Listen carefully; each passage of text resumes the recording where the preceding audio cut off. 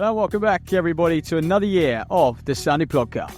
I'm Ollie Lam. And I'm Matt Seddon. Back in 2025 for our 5th season. You can expect more of this. He's claiming that he was ill before the semi-final, whatever. But, you know, I just feel like at that point he was just looking for attention. And some of this. Elio normally say, no human is limited. So I can't limit myself, or I can't just say I can do. As well as event coverage around all the major races on the UK circuit. And if you're a fan of the pod, please give us a rating and review on your preferred podcast streaming service. And if you want to stay up to date with all the latest news, give us a follow on Instagram at Sunday Podcast. As always, thanks for listening. See you next time. And we hope you enjoyed the episode. Hello and welcome back to another episode brought to you by sportsshoes.com. As always, in this week's episode, we sat down with New Mexico head coach Darren Gauson. Darren is one of very few British coaches currently working in the NCAA, and he took over the Lobos in 2023. We talked about his coaching journey so far, from working as a grad assistant at Butler to his goal to retain professionals at New Mexico alongside the college team in the future, and of course everything in between as well. Enjoy this one, and we'll catch you guys very, very soon.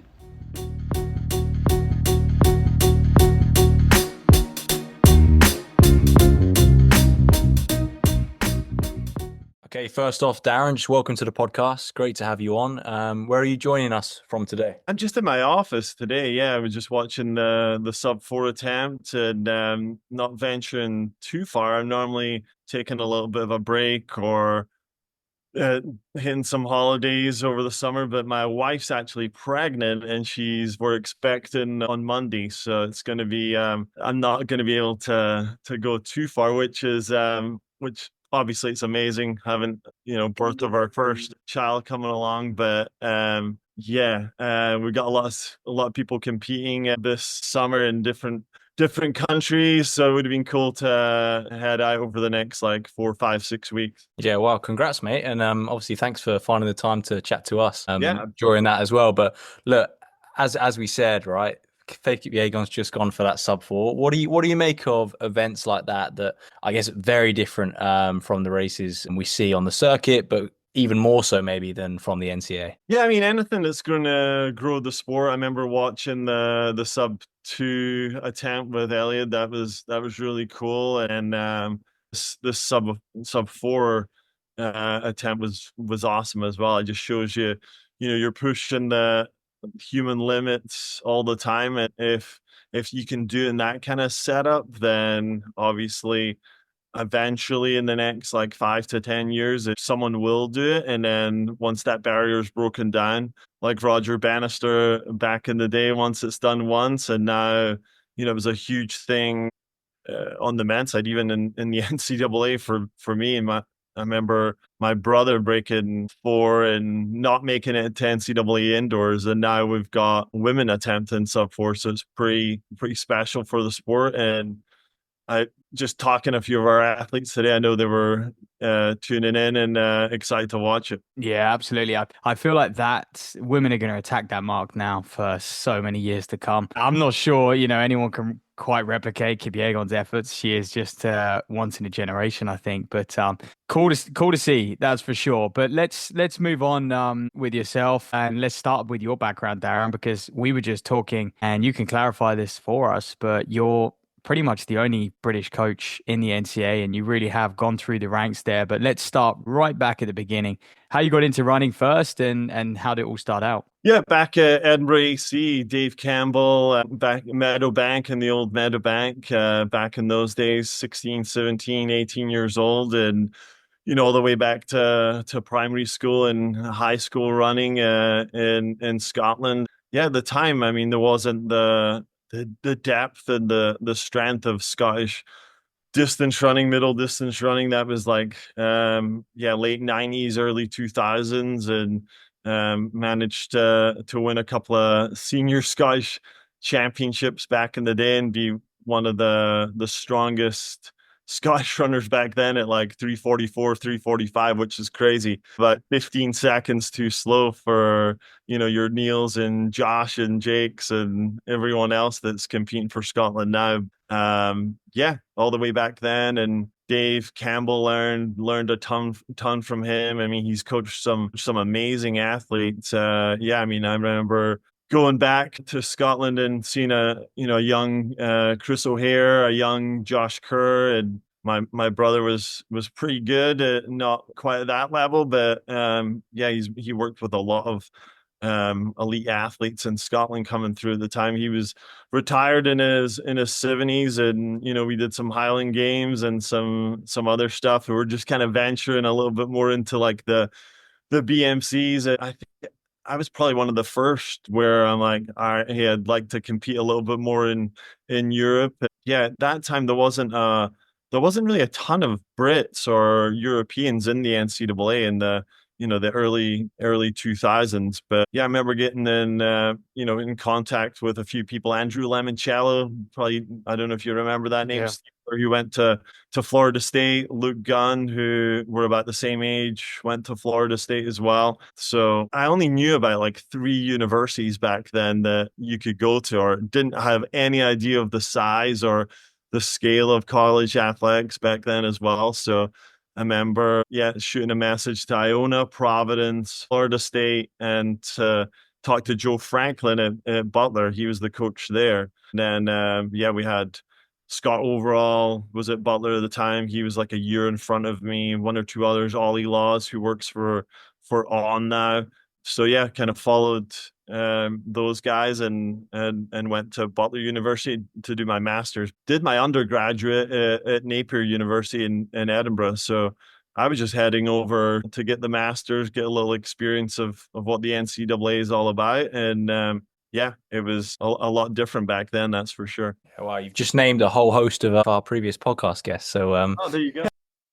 Joining some good company there. But some people, I guess, growing up and kind of competing in athletics, they always kind of had a bit of a coach in them, if you like. And we speak to some people and they're like, I was always tinkering with my own training, or I was kind of giving advice to others. Is coaching something that you kind of felt like you had in you at a kind of a younger age when you're running, or is it something that post running you kind of lean more towards? Yeah, I always really, really enjoyed coaching and wanted to be involved. I was a big football guy in Scotland and really wanted to. That's where my original passion was. And played for some teams and did some trials at Wraith Rovers, which is a small team in Scotland. So I was really a lot more involved with like club teams, rugby, things like that. So not really. My brother started athletics, track and field at a younger age, but for me it was more. I did a lot of other sports and then focused a lot more on running when I got to like 18, 19. So I really wanted to go into like being a football coach. So I'm just obsessed with. I think I've read everything on Sir Alex Ferguson, big Mourinho guy, obviously Pep. So I was really just loved a lot of leadership stuff. I'm a big business person as well, so really try and read a lot of different things on business leaders and CEOs and everything. But yeah, for sure, I was probably a really annoying athlete for Dave Campbell back in the day because I would always be asking about different workouts, different types of training, and why can we do this or why do we not do that? Probably someone who, if I had to coach me, I'd be like pulling my hair out, having to have a talk with myself. But that's who I was. And yeah, I was definitely very interested in leadership positions or like I said, football coaching or running a company. I'm not very good at really. I wouldn't be great at probably working for someone else. So being in charge and being a head coach really kind of suits my skill set. So really involved in just everything in sport and leadership. So it just kind of was a natural movement for me, I think. That's interesting. Your interests first started out, look at reading about leadership styles and athlete communication. And I was going to say man management. That's a bit of a football term, isn't it? But I think me and Ollie do always have this debate as well. And I think that a lot of people assume to be a distance running coach, you need to know your physiology. You need to know your science. You need to know that side of the game. And I think it's starting to, I think people are appreciating it more and more, but actually so much of it is down to communication. Would you agree with that? Totally. I think, coaching, especially for me now at the University of New Mexico, coaching is a smaller part of like the bigger picture of what I do on a week to week, month to month, because there's a lot of different things that go into being a head coach. If it's managing the budget, or I was talking to someone the other day about managing up, working with your athletic directors, your sport oversight, being really involved with your athletic trainers. There's a lot of different areas: budget, travel, compliance, recruitment. So coaching, that's the part I love, and I'll never go away from, being more of a director and just handing off the coaching side of things. But yeah, there's a big part of I talk all the time in our in our staff meeting about what is our principles, what are our just our non-negotiables of who we are as a program, who we are as coaches, and what we're going to allow from members of the team, and what are the things that we're not. Because you're constantly, I think, as a head coach and even as an assistant coach, for me as a younger assistant, you're going to get tested quite a lot from athletes or from assistant coaches on, hey, can I go over here and do this? Or can I change things a little bit differently? Can I train on my own? Or can I go with the men today? Or, hey, can I cut this a little bit shorter? So you've constantly got, I think, decisions to make on what you want to do. A lot of day-to-day things as well, like decisions on what are you going to allow people to miss class and still compete? Are you going to allow them to miss class and still train? Are you going to allow them to this is an extreme, but are you going to allow them to, get in trouble with the law and still be able to travel and compete? So these are things that I've dealt with over the last 17 years of NCAA coaching of, what is your team? What is your principles? What are you going to, what is your non-negotiables as a team and as a program? And how do you want your athletes to interact with one another? And how do you want them to interact with the coaches? So yeah, going back to like the football coaching and the other leaders, those are really key things, because if you have all those things in place and the athletes really know of, okay, hey, my mom or my dad can't just drop the coach an email and be like, hey, needs more 150s, then that's a thing for us where we really don't talk to parents on training or playtime or travel or things like that. We'll maybe discuss a little bit scholarship stuff at the end of the year, but we don't really involve parents in the coaching side of things. So there's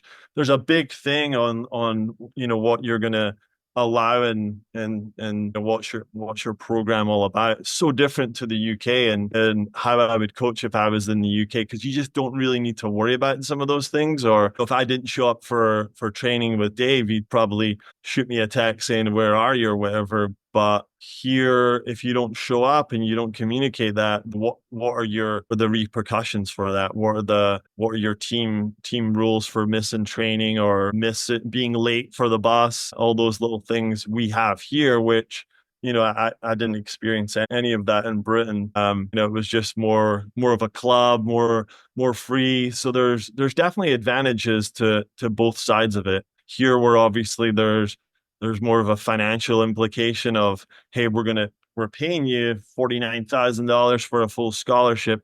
These are the things that we're requiring out of you for that scholarship. Whereas in the UK, we weren't meeting for Wednesday runs or Mondays or whatever. Or if we were rocked up a little bit late from a lecture at university, it was just like, hey, just warm up and you'll jump in the session when you can. So it's really different.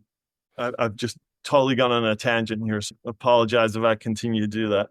No. I think it's so important to, I guess, lay that context to chat to you in this podcast, because the NCAA and like you've just described is probably the only thing I can think of in terms of track and field anyway, where you as a coach are like football coaches are, who have a roster of athletes. You're picking a team, and I guess you have all the power in that sense. Whereas you talk about back home, whether it's kind of grassroots or even pros are hiring and firing coaches and saying, I believe you can take me to the Olympics. Whereas it's the opposite for you, right? You're saying, Yeah, okay, yeah, join my team and my Yeah, I team. mean, my first head coaching job at Bradley, first time being in charge of the whole program I was at Lamar before that. But yeah, you're choosing who you want to coach, who you want to recruit, and investing scholarship in them. It could be $1, it could be all the way up to a full scholarship. And then, hey, if we're gonna invest, here's what we're looking for you to do. But other coaches are different. I'm very structured. We have a pretty disciplined approach, but I've got good friends of mine that are, they're a little bit looser with their setup of their team, of what they allow, or how many practices they have. Joe Franklin's a really, really good friend of mine, and he coached me and brought me to Butler, but he's been hugely successful. He was the coach here before me, 2 national championships, and we got a ton in common, but our styles are a little bit different in how we, approach our week of training and the structure of everything. He's a little bit more individualized. It flows a little bit more, whereas we're kind of like team, a lot more. Hey, if one person's doing this, everyone's doing the same thing. We're gonna warm up the same. This is our drill set. Everyone's doing it. This is our pre-race drill set. Everyone's doing it. It's non-negotiable, and so on and so forth. So it's just different people have just some different styles. But what I want to have is, as a coach, is feel like people are going to come into our program and be like, hey, I'm part of a team. Tom Samuel's not training at 6 a.m. and then I don't see him and he's just kind of doing his own thing. And then the rest of the team meet at 8 a.m. He shows up at the same time as everybody else. It's the same level of requirements that are out of him. And lucky for us, and he loves that. He doesn't want to be treated any differently. I think a lot of our elites are the same way. It's if one person is training really hard and doing everything right, and it should setting an example for other people, it's gonna just raise the bar and raise the group overall, and we'll continue to improve as a program. So yeah, those are just a few of the little things that are different here compared to, like you said, in the UK, and how we're recruiting people who we want. And yeah, it's obviously changed a ton in the last few years with the transfer portal, and people are coming and going a little bit more in programs. We've been really lucky to have great retention, and but it's just really changed a lot, and it's changing a lot this summer with the roster limits as well. Yeah, so the roster limits, will they affect you? Yeah, they're going to affect. I mean, we had 63 women on the team last year, and we unfortunately had to cut quite a few, and we didn't recruit a big class because we knew the 45 was going to come in. So we'll be at 45. The great thing for us in New Mexico, we're going to get more women's scholarships. So the numbers will be smaller. The amount of money that we have and scholarship opportunities we have is gone up a ton. So the thing you'll see even next year with our team is the numbers are a little bit smaller, but the overall quality of our team is going to be even higher. We've got the French U18 record holder coming in the 453 low. We've got some great high jumpers and long jumpers, and some really good middle distance athletes coming in. So our overall program will be a little bit stronger. We will have no walk-ons on the women's team next year. It'll be only scholarship only. So Wow. definitely a little bit different to what it was like before. Let's talk about the program, because obviously big news, was it this week or last week? Was it Washington State decided they're just going to double down on distance and just forget every other event in track and field? And people do associate New Mexico as a distance school, right? Cross country, and like you said, when you went to NCAA track, I think you scored all your points in the 5 and the 10, maybe a steeple as well. But interestingly, you are looking to recruit in the track space as well in other events. Yeah, I mean, that's probably another thing for me, just as a coach. When I first took the job here, I remember saying pretty early, or I even said to the athletic director here, I was like, hey, if you hire me, I'm trying to win all 6 conference championships. I just can't, indoor and outdoor track, that's like 6 months of the year. So going to conference or going to NCAA indoor or outdoor and feel like we're competitive as an overall track program would be really, really hard for me as someone who's extremely competitive. So we want to have a complete track program, and we've been able to, the women won the first time in school history. We were on cross country, indoor and outdoor, and then the women finished top 10 at outdoor track. So we want to continue to do the whole thing. It's a little bit trickier on the men's side when the roster is going to be smaller. Brody Young, 45 seconds in the 400. We have the number 4 ranked American 400 runner coming in, Valen, 45-61 in high school. 218 high jumper. He was at World Juniors from South Africa coming in. So we're going to be stronger in track and field. Yeah, it definitely makes it a little trickier. I just have a quick question here. Were you ever an assistant coach? Because, with someone who is so passionate about leading, you kind of want to direct and steer the ship, and you're doing a fantastic job in New Mexico. But was there a period where you were assistant coach early on in your coaching career and you're like, just chomping at the bit to make, I guess, more of a difference? You kind of had to just be a bit of a yes man for a period. Yeah, no, I did. I'll go all the way back. I ran at Butler University. Then Joe left to go to New Mexico. I had one more year left at Butler, and Matt Rowe came in from Long Beach State. And then after that, I kind of, in my last year competing at Butler, he didn't have as much experience with international recruitment as what Joe had. I put him in. I knew a lot of some of them were my friends or my brother's friends at the time. Rob Mullet, my brother was just finishing university at Edinburgh, so he came to Butler. Rob came to Butler. He went on to, the Olympic Games in the steeplechase. Andy Baker was already there, but incredible cross-country runner. So I went from being an athlete, and then Matt Rowe was incredible. He, hired me as a part-time assistant coach at the time.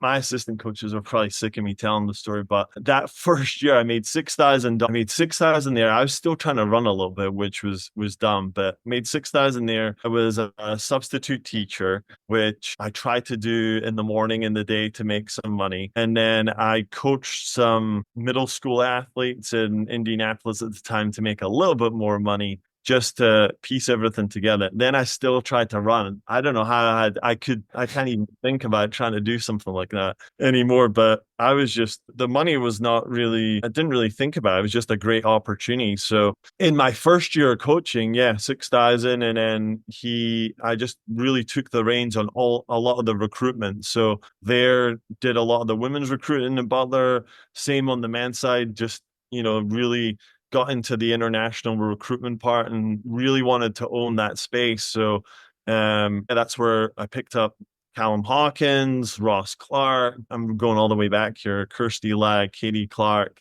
Some of my first recruiting class, they came into Butler, did really well, and the women improved and improved. Again, Matt Rose, incredible coach, still is at Butler, and I left, and then the women went on to finish third in the country at Butler. But really owned a lot of the recruitment part in my time there, and learned a ton from Matt Rowe and his coach. I'd seen Joe's, I'd seen Dave's, and then it was a chance to see Matt's, who he's worked and coached a lot of really, really good athletes at Butler, and they're still, constant, in the top 25 in cross country, really good distance program. So learned from him. I was in that role, and then he slid me up over time. I was part-time. Then I was making, I think, like 16,000 in year 2. Then I made 24,000. So making enough to kind of survive and pay the bills. And then at the end of year 4, probably to answer your question there, at the end of year 4, I was just desperate to lead and to run my own program. I probably was at that point. I don't know. This is going back a little bit. Hopefully I wasn't stepping on his toes or like that, but I definitely had that urge just to, hey, I just want to coach my own group, recruit my people, and just really be in charge. So interviewed for a few jobs and just was not getting them. And then luckily, Lamar University popped up, and Trey Clark, who's still a great, great friend of mine, and he hired me at Lamar. So jumped down to Beaumont, Texas, and got the Lamar job, and was there for 3 years. But that was probably, yeah, I started coaching Sam Stabler there. He went from 1450, and then in my last year with him, he ran 1330. He was the NCAA lead before Super Shoes and won the Stanford invite. And I coached and recruited Verity Ockenden, who's still doing great, but yeah, brought her into Lamar and one or two others as well, who are amazing. A lot of Brits and a few Europeans, but really the men were third in the region. The women went from not being in the top 15 in the region to finishing fourth in the region, and won 4 conference championships. It was great. It's for sure the hardest I ever worked, because it wasn't the easiest place ever to recruit to. Again, I tell them this story as well, because it's so hot there. We'd have practice at 5:30 in the morning, so I'd leave my apartment at maybe 5 or something, and Trey, he's working with sprints in the afternoon, so I'd probably leave my apartment at 5, and I wouldn't get home till like 6 or 7 at night, just recruiting and organizing the team and just obsessive on a lot of the coaching stuff and everything. But yeah, that's where I really, got going on all my coaching and my recruitment and everything. And, like, it was a perfect job for me, because I think I tell a lot of other younger coaches coming through, go somewhere where you can make mistakes and you're not going to get fired, or you're not going to get crucified for doing it. If I'd gone from Butler to a P5 school, if I'd gone from Butler to, I don't know, Texas or something like that, I wasn't really,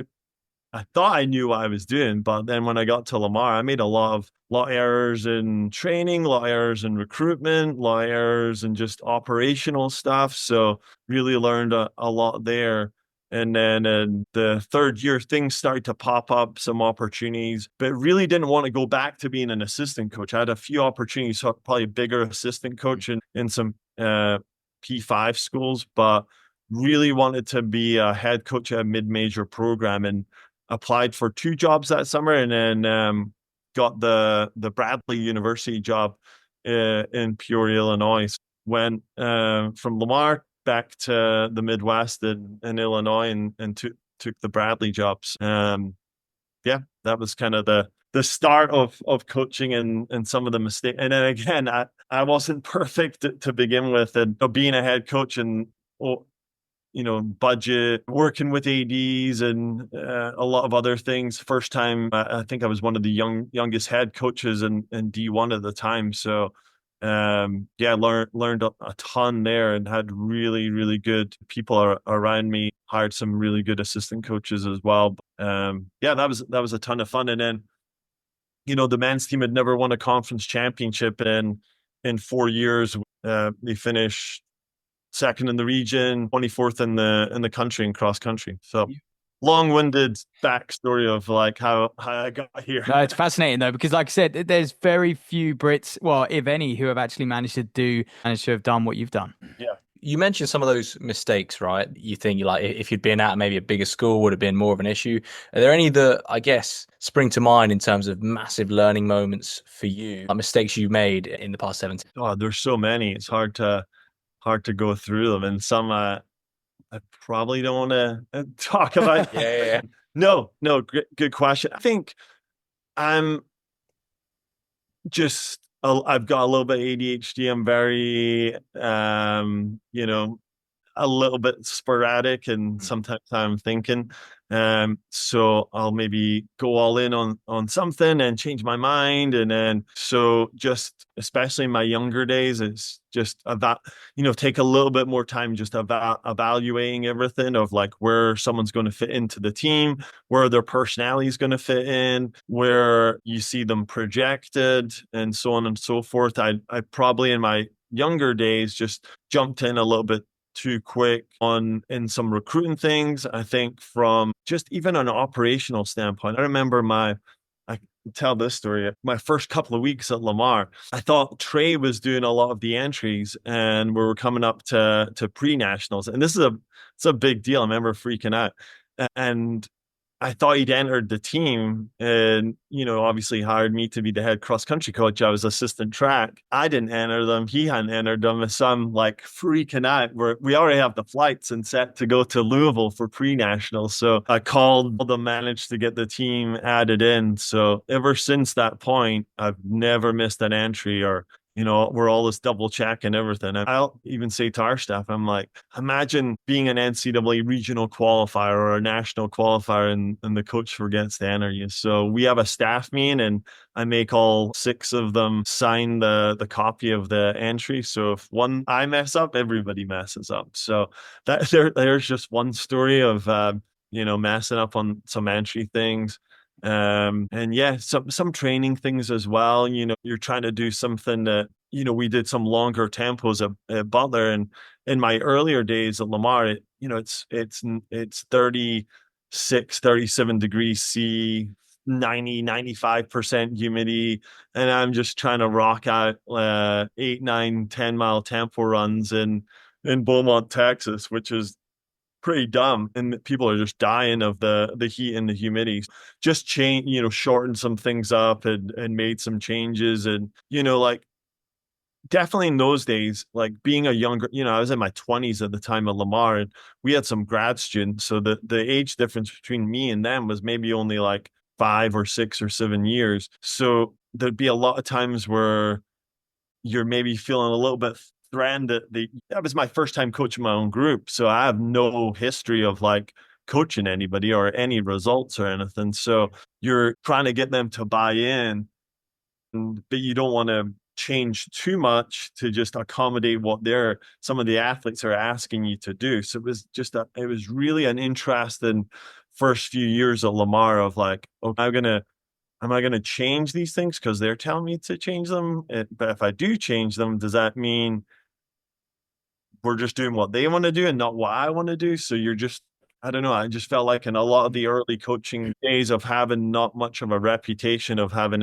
coached anybody, I was really thinking a lot about, okay, am I just going to be like, this is what we're doing, non-negotiable, or is it going to be a little bit softer to where we can do this or this or this? So even then, in my early days of coaching, you're really trying to decide on like how you're going to be and how you're going to manage this group. And then at Lamar, and we did have, it wasn't, we didn't have 100% retention, and you're trying to keep everybody happy as well and make sure you have the best possible team. So you're playing a little bit of that game at Lamar as well of like, I got to give them a little bit of something to keep everybody on board and happy, because we want to be successful. We want the team to have results and have good team chemistry as well. So that was, it was a big challenge, I think, in my first 3 years. I thought in my time at Butler, I wasn't running the training or being involved. I was very used to being, liked by everybody on the team. I recruited them and I just hand them off to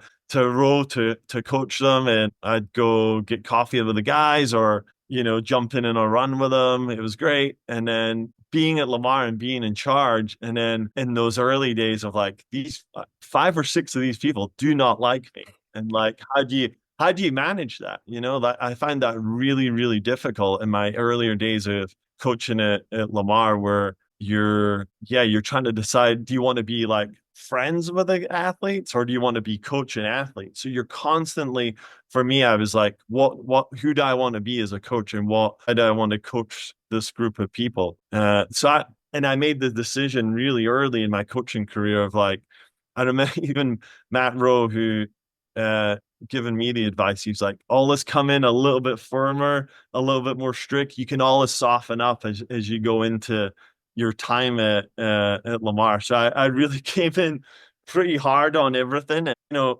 even then I remember, Rowe, goes by Coach Rowe. I just went by Darren at Butler. And then I made the decision at Lamar of like, all right, I'm going to be addressed as Coach Gauson. Maybe that'll help with a little bit of the respect and a little bit of the, coach athlete separation. I'm not just one of the boys. I'm actually like, I've been hired as the person who's the leader, and I'm going to be going on a trip to California, and I'm going to be responsible from the athletic department as the person who's going to oversee these people. So, and I do think that's where you see it all the time. Some coaches get into trouble in the NCAA because, in my opinion, we're the coaches and then there's the athletes. I don't think you can't really get too close in the NCAA because you're going to get dragged into some kind of situation that ultimately a lot of coaches have, over the last 10, 15 years, I've seen a lot of coaches get fired or let go or removed for various different incidents of like, hey, they knew the guys were drinking on a team trip and he said nothing, or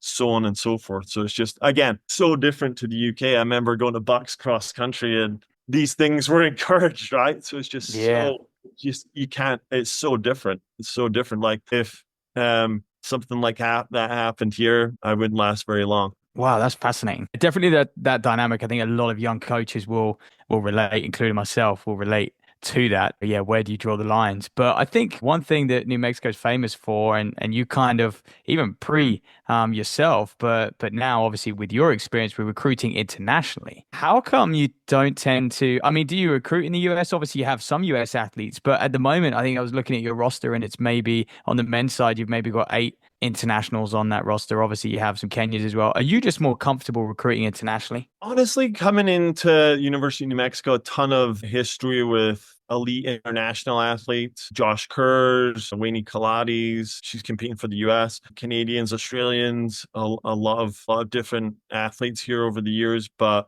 coming in here, I mean, on the men's side, we hadn't gone to the national championship in 9 years before I came here. So a little bit of a break from doing that. So we just thought coming in to make an immediate impact, we just got to get the absolute best athletes we possibly can in the door. And regardless if it's America or Kenya or Australia or Britain or whatever. So we just went out. I've got 3 distance assistant coaches and tried to get the absolute best people we could. This is the end of year 2 for me. So in that first year, we brought in a French athlete, Matomo, Evans, Lucas, Hoptum, and then we just built on that in year 2. We brought in some really, really good young American guys who are going to take a little bit of time. Jaden Hernandez ran 14:10 this year. We've got others really improving really quickly. We were able to get a top 10 Foot Locker guy for this class. So, we recruit the best Americans. They're just, we're maybe not the number one destinations for them to go to. But what we're not going to do is, if we can't get the number 1 or number 2 or number 3 or top 10 American athlete, we can't go back to like number 50 and be like, all right, hey, we got number 50, number 70, number 100, number 156, and sit here talking about trying to win a national championship. So I sent Brian and Kira to World Juniors, and there we were able to get Ishmael Kipkari over the line, who world cross champion. Matthew Koskai took a silver. Marion was silver in the 3K. So we'll go at, we just recruit the absolute best athletes in the world, and now we'll really try our hardest to make more inroads on the top Americans. But we don't discriminate on who we're recruiting or where we're recruiting from. We're just trying to get the best athletes in the world into the University of New Mexico, develop those athletes, and be successful. And I think you're seeing that in a lot of other sports as well. I think, you look at Brad Underwood at Illinois, he's bringing in like 5 guys from the Euro League into University of Illinois basketball. There's some other coaches in other sports, golfs, your tennises. They're just bringing in the absolute best athletes in the world into their programs. We're doing the same thing. We catch a little bit of heat for it, but we do what we can to really competitive. The recruiting is fascinating. I think that's credit to where the NCAA is right now. It's absolutely ruthless. Have you been in a position? I mean, that what they're going to World Juniors last year is interesting. Were you in a position there where you were competing, you were fighting off other unis? What cards do you play in that position, or was it an easy sign for someone like Kip Carew? Yeah, I think it was really hard to get Pamela Koskai here. It was us in a big school in the West. But she decided just, obviously sister Bridget, previous world record holder in the marathon. She wanted to be altitude.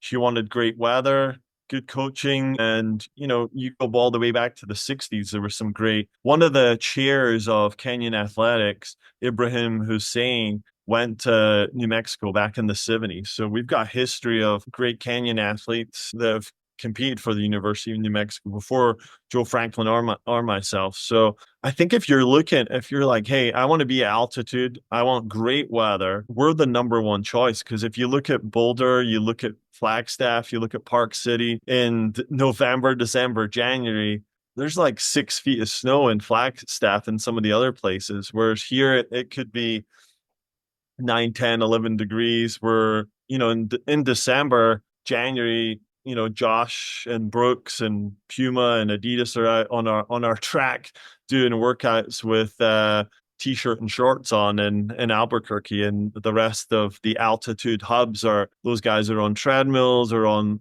the side of a road trying to hit a threshold where it's ideal for us. That's why we get a lot of pros. I mean, I remember back in the early 2000s, Paula Radcliffe, Bernard Lagat, Hicham Garouge. This is where they came to train, and when I was in my early 20s. So I think it's coming back a little bit. Obviously, Josh has a house here, is based here 8-9 months of the year. So if you say Josh Kerr enough, people will agree and say, all right, I'm going to come to New Mexico. I'm not surprised you don't have more people knocking at your door for those very reasons you've just listed. If you really want to become a world-class 5,000 meter runner or 10,000 meter runner, you have got to commit to going to altitude for some large parts of the year. And there's only a few select universities in the US which offer that. Yeah, there's not a ton.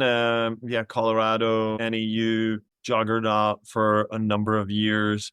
Utah on the women's side. So there's not a ton of options, really. Sean, I think, is obviously going to get Colorado cooking here over the next few years, but we're definitely a top option. So no, I think we've made a lot of inroads in the last 2 years, because when I got the job as well with the portal, everyone, the majority of the team left before I even got here to New Mexico. So I was kind of freaking out that we'd be not very good for about 5 years when I first got here, because we really didn't have much of a team. So, but we have some huge advantages. I mean, yeah, the altitude, the weather, and our facilities are really second to none. One of the best indoor tracks in the world, really. We hosted NCAAs 2 years ago. We've hosted USA Indoors 5 of the last 6 years, and our outdoor track is only 2 years old. It's awesome. And new weight room. Our offices here are just being upgraded in the last year. So we pretty much have everything you need. 3 boost treadmills, all the kind of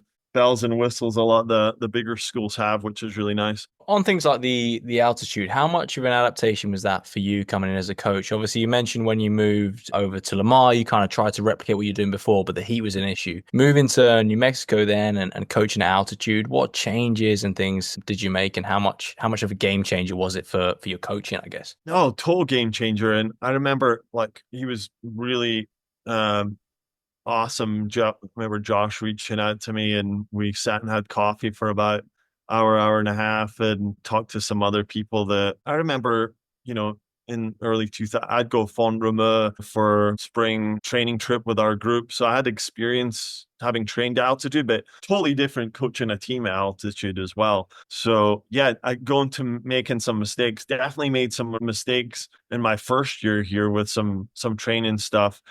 And just going a little bit too hard on some of the threshold stuff and some of the interval work. This year, especially in cross country, in my first year, we just went just over the edge a little bit. But part of that as well, it was my first year coaching a new group of people and learning where their edge was, and okay, is this easy for them, or is it really difficult? So definitely cooked a few people in my first year of being here, and maybe under trained a few people as well in my first year. But yeah, learned a lot. And yeah, this year I feel like we made some great changes, and to the fall with cross country, and then made even more changes with the track training. But you're always trying to, it's never going to be perfect. There's all this things you're trying to tweak. And it's so hard in the NCAA as well, because here it's cross country, it's indoor, it's outdoor. So there's really no, unless you redshirt some people, which we do, there's not a ton of off season anymore. So it's hard to hit all 3 seasons. And again, I'm overly competitive, so I just want to be really good in all three, and it's hard to do that. This year we probably emphasized outdoor a little bit more than we did indoors, especially for one or two of our longer distance athletes, because we had a little bit of a half an eye on the 10 for Ishmael Hampton and Pamela, which went incredibly well. So they didn't run maybe as well as runner up in the 5K. Ishmael was still building really at that point, but yeah, still making tweaks and learning, and the team was way bigger this year as well. So it's hard to manage a bigger roster this year as opposed to last year, where it was only maybe like 25 people. This year was in the 40s for distance runners, so a lot bigger number. Wow.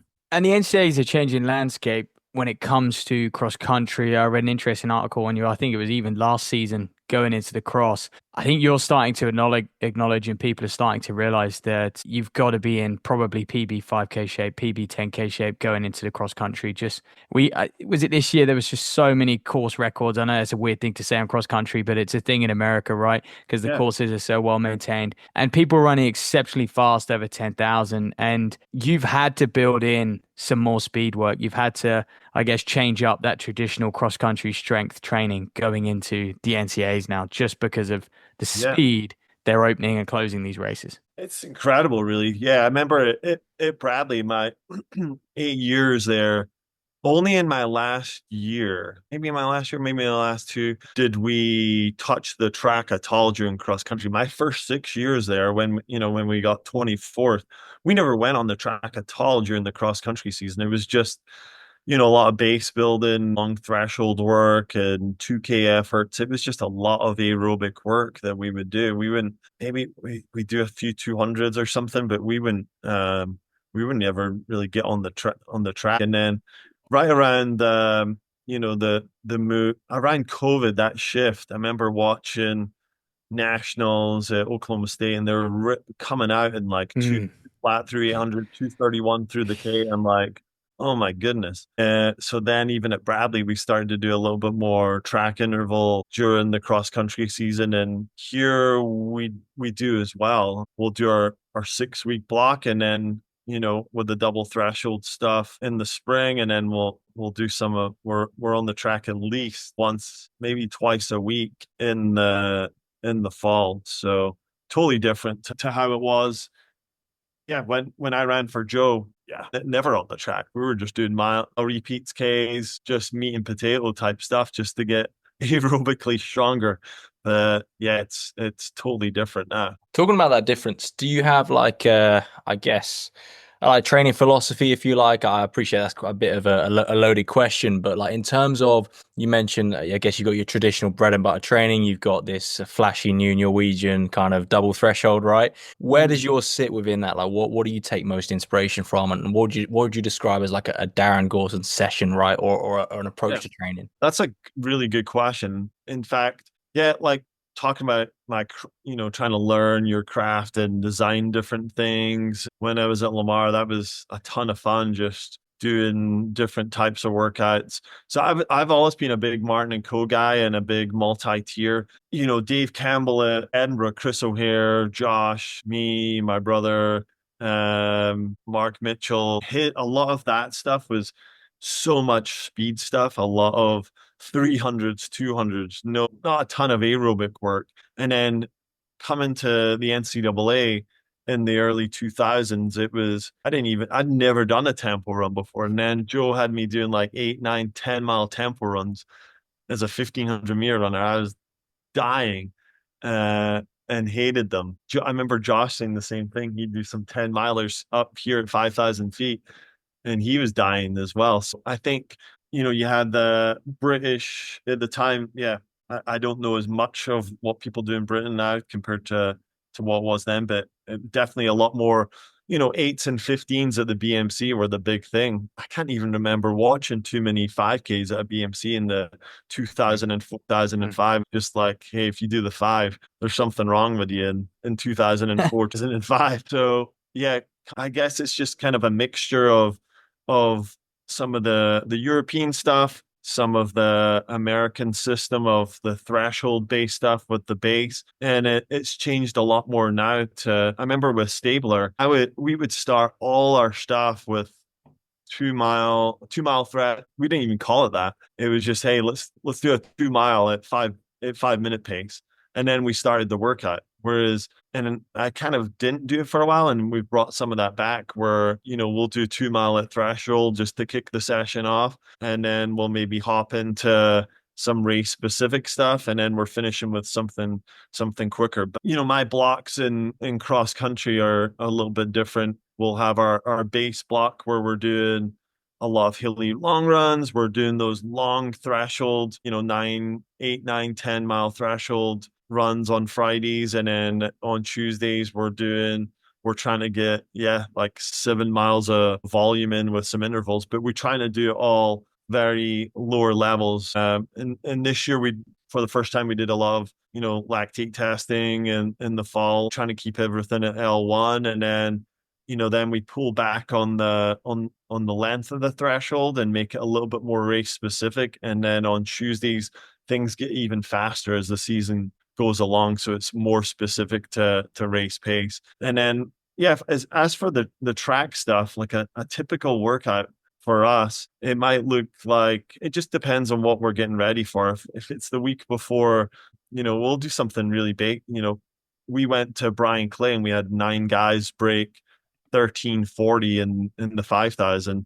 And that Tuesday or Monday, we just did, 6 to 8 times 800 with 90-second recovery here for some of those guys to 216 down to 210, and then finish with 4 threes with 90-second recovery and 44. So nothing too complicated, but we'll definitely get into something more complex. But in the build-up block to that, where we're doing a lot of multi-tier stuff in between. Like I remember Hoptum and Ishmael doing, and some of those guys doing a 2 mile, and then we did like 4 200s at 26, 190-second recovery, then a break. Then we did a 1200 at like 306 longer recovery. And then we did 500s in 77s. And then a break, and then they did an 800, a longer break, then an 800 to finish, and then Hoptum they close in 155 or 156 and 800, and then some 2s to finish off. So it just depends on where we're at in the training block, and where you just can't do something like that. I think that was 2 weeks before. That's probably 2 weeks before Brian Clay. We did that workout, and then they go 1304, 1309, and so on and so forth. On Eker 1336, who'd never broken 14 before. Ikas from CBU goes 1337. Pama, who I'd mentioned before, he was 1419, goes 1338. Proved a ton for us. I think that's probably one thing for me where, people maybe see our elites or Hoptum and Ishmael or whoever and be like, oh, that's really good. But we love the Rikases and Tamas and Ekers and Jadens. We're taking people, Tama was 31 minutes in D2, 19, he's 28, 20, and 13:37. So he's just improved, a ton. So it's not just about who your best guy is. Our goal is for, if our best and whoever our 15th guy is, it's just going to raise, the tide raises all the boats. So if we've got 15 guys who are just all under 14 minutes, there's no room for complacency on the team if you're going to be that deep, Yeah, Jesus. I'm interested. When you get someone like Ishmael Kipkuri, Koskai, Samuel, you get these stars coming to the program. They're kind of ready-made, right? Although they're young and they obviously have huge potential, they're already competing at an NCAA kind of champion level, how quickly do you just slot them into exactly what you've just described? You know, your routine, your setup, your philosophy. Is there a part of you which just wants to go, these guys have got it right? I mean, shall I just let them crack on with what they were kind of already doing? Where'd you kind of balance that? That is a great question, and one where when we started bringing in, when Pamela came in last summer, even Hoptum, I mean, how easy these guys are to coach, and they just listen and do what you ask of them is kind of it was a huge eye opener for me. I remember Hoptum, me being like, hey, what have you done before? We do, I'm not trying to like reinvent the wheel. You're already, when he got in, he was 27, 26. So I'm trying to figure out what he's done before and what we can tweak and what we can change. I remember being in the office here and him being like, hey, you're the coach, I'm the athlete. Just tell me what I need to do and I'll do it. And if I want to come in and, there's something that's not working, we can discuss it. And, we'd go back and forth a little bit in his first year, but now there's 100% buy-in on what we're doing. He's gone from 27, 24 is incredible. And as soon as he ran that 26:50 whatever last year, it was like, all right, hey, wherever you need me to do it, I'm there, I'll do it. And then this year we go, we went to the 10, not for a minute did I think, hey, we're just going to go 1-2 on this like world-class field. And Ishmael wins, hopped him second, and it's basically all pros around them. And they're after the race, they're like, what did you do? Or how did you get us to do that? And I'm like, yeah, I mean, I don't know, but it worked. So I think, and even after that, like the other guys on the team, they're like, hey, the training's crazy. I'm like, I don't know if it's that crazy. I think, obviously these guys are super talented and very, very good, but I think it's not messing them up too. It's, having a really good structure in place and communicating well with them. And, if we brought in a 27:20 guy and he was running 27:50, you get crucified. If Ishmael Kipkurui was in here as the world cross champ and he was running, if he'd ran 27:30 at the 10, he probably would have dipped and, wouldn't be here for very long. Now there's, he loves the weather, loves the altitude, and there's going to be a day where he goes pro, and you hope you're still coaching the guy when he in that position. Same with Hopton, with Pamela, with a lot of our elites. That's the kind of the next dream for me is like, hey, can I manage both and have a few pros? That'd be really cool. Yeah, you just stole my question. I was just going to ask that if that was the next step, right? But look, is the NCAA kind of head coach role, is that the best coaching job in the world in terms of like in track and field, right? To be full time, you're looking after a massive team like that. Is that better than I guess that pro life? Yeah, if you'd asked me, hey, do you want to coach pros like 5 years ago, 3 years ago, I would be like, no way. I have no interest in it.